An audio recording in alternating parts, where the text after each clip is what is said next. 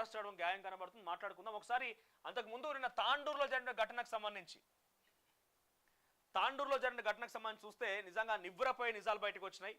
ఆశ్చర్యపోతారు నిజాలని చూస్తే. పిల్లలకి ఇక్కడ చూడండి, ఒక మీకు చూపిస్తా ఎంత దుర్మార్గం అంటే, ఇదిగో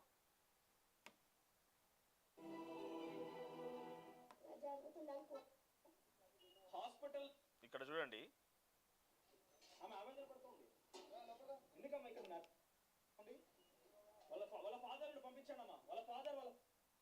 తల్లిదండ్రులు వస్తే లోపలికి అనుమతిస్తలేరు. ఇగో తల్లిదండ్రులు వస్తే లోపలికి అనుమతిస్తలేరు. ఇక్కడ ప్రభుత్వం అధికార అత్యుత్సాహం ఎక్కువగా ఉన్నది. నిన్న హాస్టల్ పడి నేను ప్రత్యేకంగా పోయి చూస్తే అక్కడ ఉన్నటువంటి టీచర్లు అందరు ఎంత ఉలిక్కి పడుతున్నారంటే, ఏమైనా జరిగిన తర్వాత ఉలిక్కిపడే అవసరం లేదు. మీకు జరగకుండా ముందుగానే ఒంట్లో భయం పెట్టుకొని కొంత ప్రవర్తిస్తే బాగుంటుంది. ఆయమ్మలు బండ బూతులు తిడుతున్నారంట అండి. ఆ అమ్మాయిల్ని టీచర్ సపోర్ట్ ఇస్తున్నారట వాళ్ళకి. వెంటనే వికారాబాద్ జిల్లా కలెక్టర్ ప్రతీక్ జైన్ గారు మేము కోరుకునేది ఏంటంటే, ఆయమ్మల పేరు కూడా చెప్పారు విద్యార్థులు. కావాలంటే ఆ వీడియో మీకు పంపిస్తాను నేను. వెంటనే ఆయాలను సస్పెండ్ చేయండి. అక్కడ ప్రిన్సిపాల్ కూడా కొంత ఏమాత్రం కూడా పట్టించుకోదట. ఎంత దుర్మార్గం అంటే ఒక ఘటన చెప్తాను మీకు నేను. అక్కడ పిల్లలు చెప్పిన మాట ఏంటంటే, పాపం వాళ్ళు చెప్పండి నాకే బాధ అనిపిస్తుంది. బాత్రూంలో స్నానాలకు వెళ్తే ఒకరోజు కిటికీ ఊడిపడిందట. ఎందుకని చెప్పి పరుగులు తీసేసి అమ్మాయి బయటకు వచ్చేసిందంట. తర్వాత మరుసటి రోజు 2-3 రోజులుగా సరే అక్కడ కిటికీ లేకున్నా కూడా వాళ్ళు ఏంటంటే స్కూల్ టైం అవుతుంది పోవాల్సిందే, 2-3 సార్లు ప్రిన్సిపాల్ చెప్పినా పట్టించుకోకపోవడంతో సరే పర్వాలేదని చెప్పి వాళ్ళు ఏదో అడ్జస్ట్ అవడమా లేకపోతే ఇబ్బంది పడైనా కూడా స్నానాలు చేయడం వెళ్తే ఆ కిటికీ విరిగి పడిన దాంట్లో నుంచి అబ్బాయిలు తొంగి చూస్తున్నారటండి.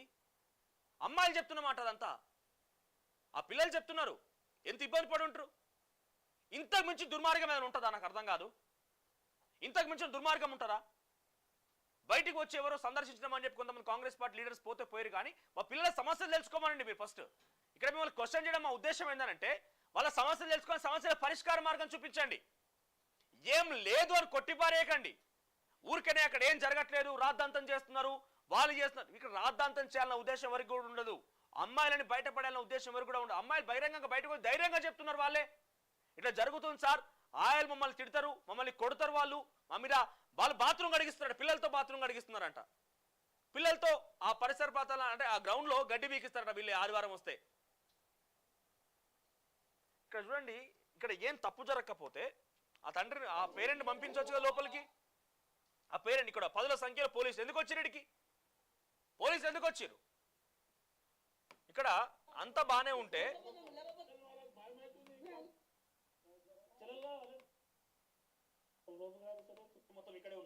ఇగో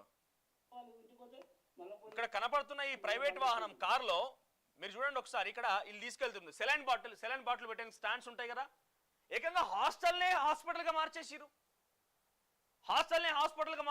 అక్కడ ఉన్న అధికారులు కలెక్టర్ ఏం చెప్తున్నారంటే, ఒకతే అమ్మాయి ఉంది, ఒకతే అమ్మాయి ట్రీట్మెంట్ తీసుకుంటుంది అంటున్నారు. నేను విజువల్స్ చూపిస్తాను మీకు. కేవలం ఇక్కడ చూడండి, ఓ తల్లిదండ్రి ఇద్దరు వచ్చి ఆ పాపతో మాట్లాడుతుంటే ఇదేమన్నా జైలా ఇదేమన్నా? అటువైపుగా పాప ఇటువైపుగా తల్లి ఉండి మాట్లాడుకుంటారా? పోలీసులు వాళ్ళకి రక్షణగా ఉంటారు. ఇక్కడ చూడండి ఎంత దుర్మార్గం ఇది. ఇక్కడ ప్రైవేట్ వాహనంలో ఒక అంబులెన్స్ గారు సరే హాస్టల్ని మీరు హాస్పిటల్గా మార్చేసిర్రు, కొన్ని 10ల సంఖ్యలో అమ్మాయిలకు ట్రీట్మెంట్ ఇస్తున్నారు. అది బయటికి పొక్కకుండా మీరు దాచేస్తున్న ప్రయత్నం మాకు చాలా క్లియర్ అర్థమవుతున్నది. అంబులెన్స్ లో రావాల్సిన మెడిసిన్ అని కాస్త ప్రైవేట్ వాహనాల్లో జిల్లాకు సంబంధించిన ప్రైవేట్ వాహనంలో వెహికల్స్ రావడం ఇక్కడ చూడండి.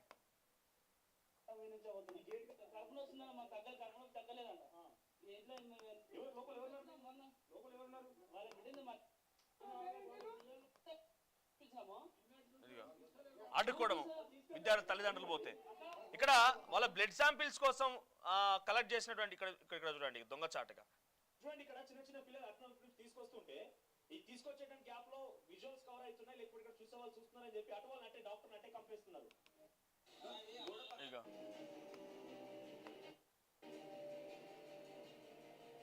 గ్యాప్ లో విజువల్స్ కవర్ అవుతున్నాయి, లేకపోతే ఇక్కడ చూసే వాళ్ళు చూస్తున్నారని చెప్పి అటు వాళ్ళు అంటే డాక్టర్ అంటే కంపేస్తున్నారు.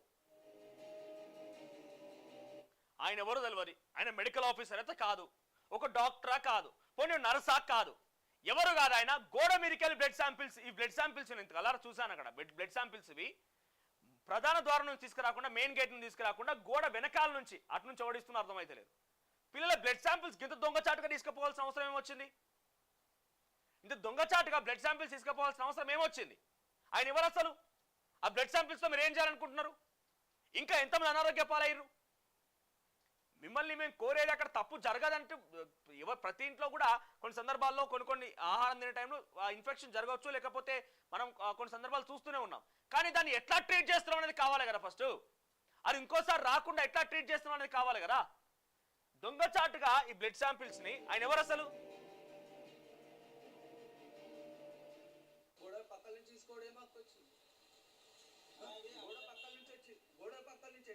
అదిగో ఊరికేనే ఆ కవర్ లో బ్లడ్ శాంపిల్స్ పట్టుకొచ్చి వెనకాల పెట్టేసి నోట్లో పాన్ గుట్కాలు వేసుకొని ఆయన ఎవరు అసలు ఎందుకు తీసుకెళ్తున్నాడు బ్లడ్ శాంపిల్స్?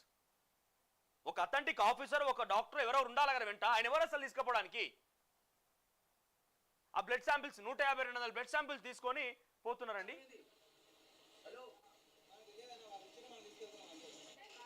ఇదిగో సో ఇకనైనా ప్రభుత్వం తీరు మార్చుకోవాలి.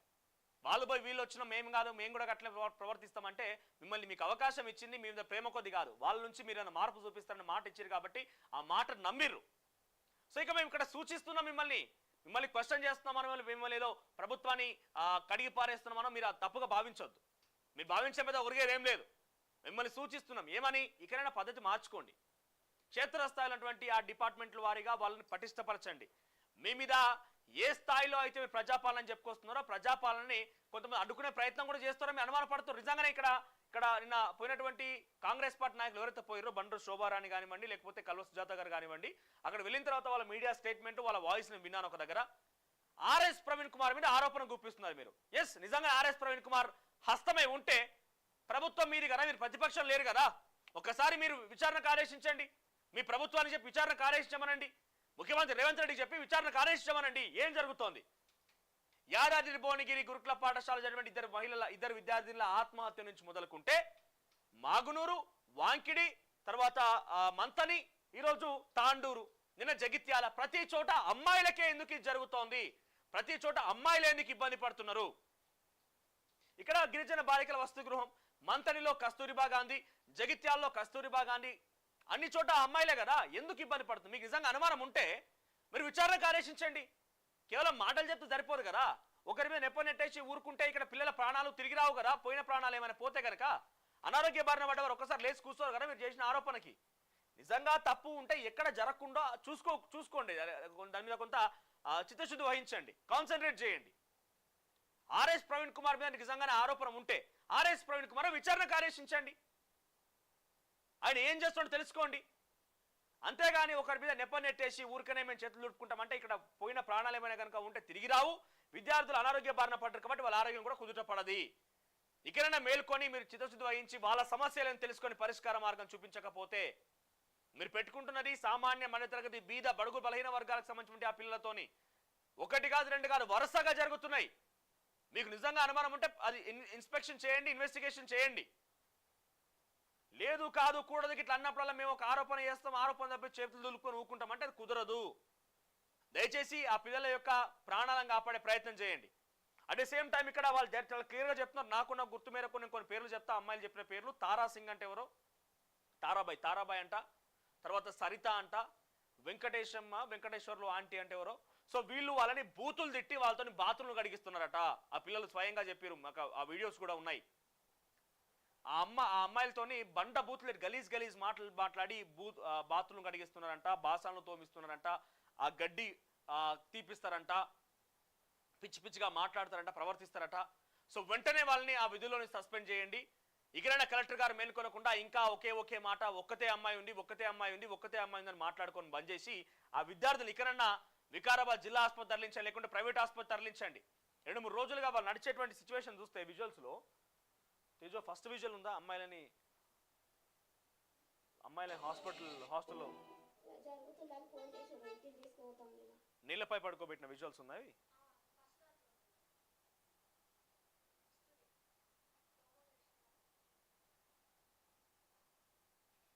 ఇదా ఏది ఇదా ఇదా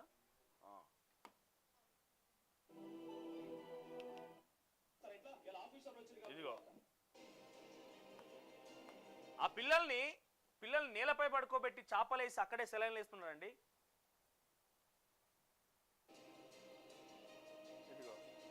ఇది ఇక్కడ హాస్పిటల్ కాదు, అది స్కూల్ హాస్టల్ గదుల్లోనే వాళ్ళకి ఆ ట్రీట్మెంట్ ఇస్తున్నారు.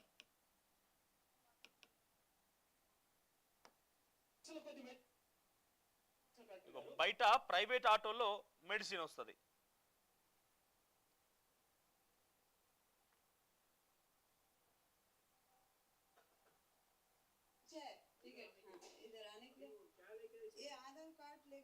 ఒక తల్లిని 3 రోజుల తర్వాత సమాచారం ఇస్తారట ఏం జరిగింది ఏం కథ అనేది.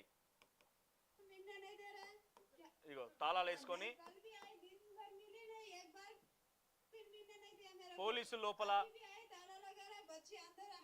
ఈ ఘటన జరిగింది మంగళవారం రోజున. ఆ తల్లిదండ్రులకు సమాచారం ఇచ్చింది నిన్న గురువారం రోజున. అంటే ఈ 2 రోజులుగా పిల్లలకి ఏం జరిగినా ఏం పోయినా కూడా తల్లిదండ్రులకు కనీసం సమాచారం ఇయ్యరా? ఇకనన్నా ఇటువంటి పద్ధతి మార్చుకుంటే బెటర్. కాంగ్రెస్ పార్టీ ప్రభుత్వం అనేది ఇటువంటి పద్ధతి మార్చుకొని కనీసం అధికారులను కరెక్ట్గా పనిచేయమని చెప్పండి సరిపోతుంది. అధికారులను కరెక్ట్గా పనిచేయమని చెప్పండి సరిపోతుంది. కేవలం ఒకరి మీద ఆరోపణ నెట్టేసి మేము ఊరుకుంటామంటే కుదరదు. దయచేసి ఇకనన్నా మార్చండి, కొంత పద్ధతి మార్చుకోండి. ఇక బ్యాక్ టు న్యూస్ వస్తే కనుక దీపాదాస్ మున్షి విష్ణు ఎక్కడ ఉన్నారా? వేరే రాష్ట్రాలకు వెళ్ళిపోయారా?